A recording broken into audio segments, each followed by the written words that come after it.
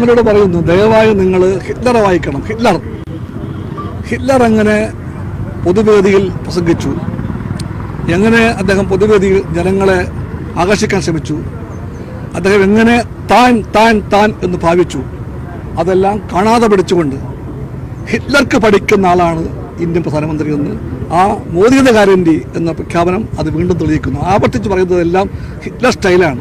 അതുകൊണ്ട് ഞങ്ങൾ വെറുതെ പറയുകയല്ല, നരേന്ദ്രമോദിയും അദ്ദേഹത്തിൻ്റെ ആശയങ്ങളും ഹിറ്റ്ലറേറ്റ് ഫാസിസത്തിൻ്റെ ഇന്ത്യൻ പ്രതീകം മാത്രമാണ്. അത് ഹിന്ദുത്വ എന്ന് വിളിക്കുന്നത് കള്ളപ്പേരാണ്. മോദി പറയുന്ന ഹിന്ദുത്വയ്ക്ക് യഥാർത്ഥ ഹിന്ദുമതവുമായി ഒരു ബന്ധവുമില്ല.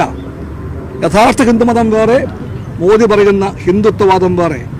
ഹിന്ദുത്വവാദം ഇന്ത്യൻ ഫാസിസ്റ്റുകൾ തങ്ങളുടെ അറിവ് പിന്തിരിപ്പ് നയത്തിന് വേണ്ടി വെള്ളപൂശകനായി കണ്ടുപിടിച്ച ഒരു കള്ളപ്പദമാണ്.